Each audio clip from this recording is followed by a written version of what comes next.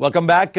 جیسا کہ بہت انٹینس ڈسکشن اور معلومات مل رہی ہیں، کیونکہ ٹو انڈرسٹینڈ کہ جو ہم لوگ آج پاکستان میں جو مسلمان ہم لوگ بن چکے ہیں، یا جس قسم کے کھچڑی ہم لوگوں کی ایک بن چکی ہے مینٹیلٹی کی، کہ آدھا دماغ جو ہے ویسٹ کی طرف راغب ہے اور آدھا دماغ اسلام کی طرف ہے اور فنڈامنٹلزم اور آل دیٹ، اور لیکن اس کا پورا بیک گراؤنڈ سمجھنا بہت ضروری ہے، جو کہ ہم ابھی ٹیپو سلطان کی جو وہاں تک پہنچے تھے. لیکن اس سبجیکٹ پہ جانے سے پہلے ایک کالر کو لیتے ہیں پلیز. ہیلو جی السلام علیکم. جی السلام علیکم جی، کیسے ہیں آپ؟ کون سا بات کر رہے ہیں؟ میں ٹھیک ہوں. علی اعظم صاحب، میں آپ کے شہر لاہور سے خالد چودھری بات کروں. پیشے کے لحاظ سے ایک بینکر ہوں. بسم اللہ جی. اور بسم اللہ. میرا ڈاکٹر صاحب سے کوشچن ہے.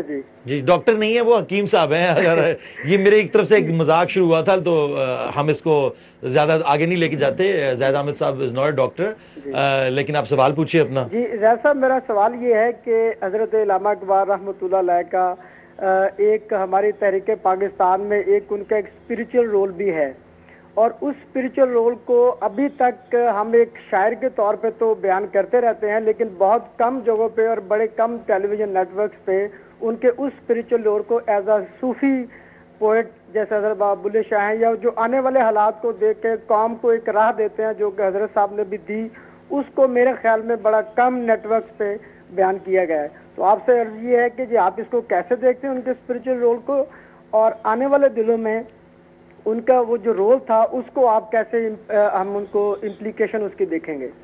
بہت شکریہ آپ کا سر، اور بڑی انٹرسٹنگ سوال پوچھا. یہ سوال جو ہے آگے چل کے ہم ان ساری باتوں کو ٹچ کریں گے. جیسا کہ آپ نے ابھی شو دیکھا ہے، شو ابھی سٹارٹ ہوا ہے، اور ابھی ہم اس کی اقبال کی فلسفی کے حساب سے ہم اس کے ہسٹوریکل اس میں جا رہے ہیں، تاکہ ہمیں پتہ چلے کہ ہسٹری کیا تھی ان مسلمانوں کی، اور کیسے ہم اس موڑ پہ پہنچے جہاں پہ علامہ اقبال جیسے شاعر یا مفکر یا صوفی جو بھی آپ کہنا چاہیں گے ان کو، وہ نکلے اور انہوں نے اتنی اسٹرانگ آئیڈیالوجی کا یہ اظہار کیا. پلیز سر، ہم لیٹس اسٹارٹ بیک فرام کہ اس کی ٹیپو سلطان سے ہم اسٹارٹ کریں دوبارہ. دیکھیے، جو بات بیٹل آف پلاسی اور ٹیپو سلطان کے درمیان ہے وہ ہماری تاریخوں میں نہیں پڑھایا جاتا، کیونکہ یہ وہ پیریڈ ہے کہ جس میں ایسٹ انڈیا کمپنی نے پورے انڈیا میں جن جن علاقوں پر ان کا قبضہ ہوا تھا، خصوصاً بنگال، ایک جینوسائیڈ شروع کر دیا تھا. کروڑوں انسان مار چکے تھے یہ 1799 سے پہلے. 1799 سے پہلے 3-4 کروڑ تو مار چکے تھے.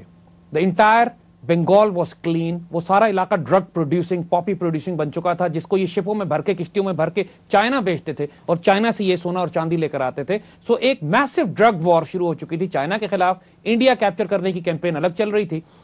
اور اس سے پہلے ہم بات کر رہے تھے کہ یورپ میں جو ان کی لڑائی فرانسیسیوں کے ساتھ تھی، تو فرینچ بھی یہاں پہنچنا شروع ہو گئے، اور ٹیپو سلطان کے ساتھ فرانسیسیوں نے، نیپولین بوناپارٹ نے لنک اپ کر کے ایک بڑا ایکسس بنانا شروع کیا برٹشرز کے خلاف. ٹیپو کو انگریز ہمیشہ پریزنٹ یہ کرتے رہے ہیں کہ وہ ایک جاہل، وحشی، اس قسم کے کوئی انسان تھے.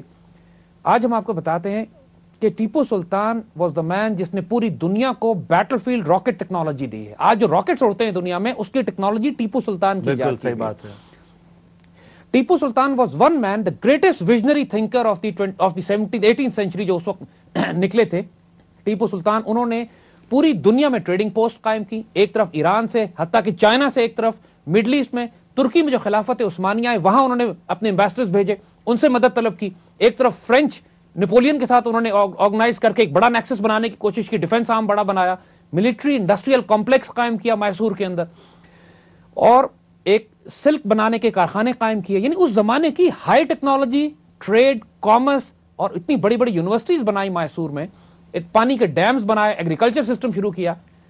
اب ٹیپو سلطان واز ون مین کہ اگر ان کو کچھ عرصہ اور مل جاتا تو پورے انڈیا کی تقدیر اور تاریخ یہ بدل دیتے. انگریزوں کو بھی معلوم تھا کہ ٹیپو کو پکڑنا ضروری ہے ہمارے لیے، اور اس کے لیے انہوں نے غدار تلاش کیے، وہی سٹائل جو انہوں نے پلاسی میں میر کیا جعفر اور میر صادق. تو 1799 میں ٹیپو سلطان کے وزیر میر صادق کو انہوں نے خریدا، اور یہی پرومس کیا کہ تم ٹیپو کو ختم کر دو تو ہم تم کو یہاں کا امیر بنا دیں گے. اور اس جنگ کے نتیجے میں جو جنگ ہوئی، یہی ہوا کہ ٹیپو سلطان کی جو آرٹلری بیٹریز تھیں اور راکٹ بیٹریز تھیں، ان میں پانی ملا دیا گیا بارود میں. So they did not fire, they did not work. اور ٹیپو سلطان جب اپنے قلعے کی دیوار سے باہر آئے مقابلہ کرنے کے لیے، تو اس غدار نے پیچھے سے قلعے کی دیوار بند کر دی. اور وہ تاریخی جملہ جو اس کے بعد انسانیت کی تاریخ میں بن گیا کہ جب ان کے ساتھیوں نے کہا کہ آپ اگر انگریزوں کو اپنا تعارف کرا دیں کہ میں ٹیپو سلطان ہوں، تو شاید انگریز آپ پہ ایک نرمی کا معاملہ کریں تو انہوں نے کہا کہ شیر کی ایک دن کی زندگی گیدڑ کی 100 سال کی زندگی سے بہتر ہے، اور تلوار نکال کر لڑتے ہوئے شہید ہوئے۔ انگریزوں کو معلوم نہیں تھا کہ ٹیپو شہید ہو چکے ہیں، مگر اس کے باوجود اتنا خوف تھا ان کو کہ ٹیپو کو تلاش کرتے رہے۔ جب کسی نے بتایا کہ وہ ٹیپو کی لاش پڑی ہوئی ہے تو انگریز قریب نہیں جاتے تھے، ٹیپو کو اتنا روب تھا، اور ان کے ہاتھوں میں وہ تلوار تھی اور ابھی تک ان کے چہروں پہ وہ جلال تھا۔ علامہ اقبال کا ٹیپو سلطان کے ساتھ بھی ایک روحانی تعلق تھا، بالکل، اور بعد میں انہوں نے شاعری بھی کی ٹیپو سلطان کی شان میں، ٹیپو کی مزار پہ گئے، حاضری دی، بہت روئے، یعنی کیونکہ مسلمانوں اکارڈنگ ٹو ہم یہ ایک لاسٹ ہوپ تھی جو کہ لاسٹ، اور انگریزوں کو بھی یہ معلوم تھا کہ انگریز جنرل نے ٹیپو سلطان کی لاش پہ کھڑے ہو کے کہا تھا کہ اب انڈیا ہمارا ہے۔ You see, that is 1799۔ زید صاحب میں آپ سے اس بات پہ ایک میں آپ چاہتا ہوں کہ آپ ایک کلیریفیکیشن دیں کہ جو جس طرح کہ آپ بتا رہے تھے کہ جو ٹیپو سلطان اس نے اپنے سارے ہر جگہ بھیجے، سلطنت عثمانیہ میں فرینچ بھی آئے اور یورپین ادر نیشن سے بھی انہوں نے مدد حاصل کرنے کی کوشش کی انگریزوں کے خلاف، لیکن میں آپ کو چاہتا ہوں کہ آپ یہ پلیز اپنی آڈینس کو بتائیں کہ اس وقت جو یورپ میں جو جنگ چل رہی تھی اس کے دونوں فوجوں کے پیچھے، یا وہ نیپولین ہو یا کوئین آف انگلینڈ ہو یا جرمنی کے بویریا جو اس وقت کہلاتا تھا، ان سب کے پیچھے ایک ہی لوگ تھے جو کہ بینکر تھے اور پیسہ یعنی ہر طرف سائڈ کی، وہ فرینچ کو بھی پیسے دے کے انڈیا شاید بھیج رہے تھے اور انگلینڈ کو بھی وہی۔ یہ ایک حیرت انگیز ہسٹری ہے اسی کہ ایسٹ انڈیا کمپنی کے پیچھے بھی اور برٹش امپائر کے پیچھے بھی جو فائنانسرز تھے وہ روتھشائلڈ بینکنگ، اور ایک ہی لوگ تھے وہ، اور ان کے 4-5 اس کے بیٹے تھے جو یورپ کے مختلف شہروں میں جا کے بڑے بڑے بینکنگ ہاؤسز انہوں نے بنائے ہوئے تھے۔ بالکل، اور ایک طرف وہ فرینچ کو سپورٹ کرتے تھے، ایک طرف برٹش کو سپورٹ کرتے تھے، ایک بیٹا فرانس میں بیٹھا تھا، ایک بیٹا انگلینڈ بیٹھا تھا، ایک روم میں بیٹھا تھا، اور وہ ان کا رول آج تک تبدیل نہیں ہوا۔ بالکل صحیح۔ اور جب برٹش امپائر، جس کے بارے میں دنیا کہتی تھی کہ اس پر سورج غروب نہیں ہوتا، اس کے بارے میں روتھشائلڈ کہتا تھا کہ برٹش امپائر کو میں کنٹرول کرتا ہوں، کیونکہ اس کا کہنا یہ تھا کہ give me the power to control the money supply of any nation and I don't care who make the laws۔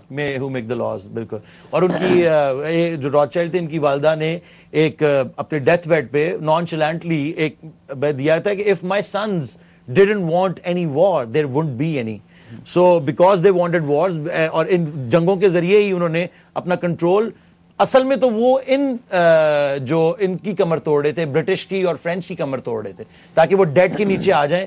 تو کانٹیکس ان ملکوں کو آگے لڑایا گیا لا کے برٹش کے نام پہ بےعزت، یعنی کہ برٹش کو کیا گیا یا فرینچ کو کہ یہ انویڈرز ہیں، اور لیکن پیچھے کوئی اور لوگ بیٹھے تھے جو خاموشی سے کام کر رہے تھے۔ آپ اگر یہ نوٹ کیجئے کہ 1843 تک حال یہ تھا کہ برٹش امپائر 800 ملین پاؤنڈ کا مقروض ہو چکا تھا روتھشائلڈز کا، یعنی وہ برٹش امپائر جو دنیا پہ حکومت کر رہی ہے وہ مقروض ہے روتھشائلڈز کی۔ تو ہم ان ساری باتوں کو اس لیے کنیکٹ کر رہے ہیں کہ آگے آنے والے دور میں اقبال نے ان سارے فینومیناز کو ڈسکس کیا، ان سب لوگوں کو ایکسپوز کیا ہے اور پوائنٹ آؤٹ کیا کہ یہ کون لوگ ہیں اور ان سے بچ کے رہنا کیوں ضروری ہے۔ ہم چلتے ہیں بریک پہ اور اس کے بعد واپس آ کے اس پورے فینومینا کو آگے لے کے چلیں گے۔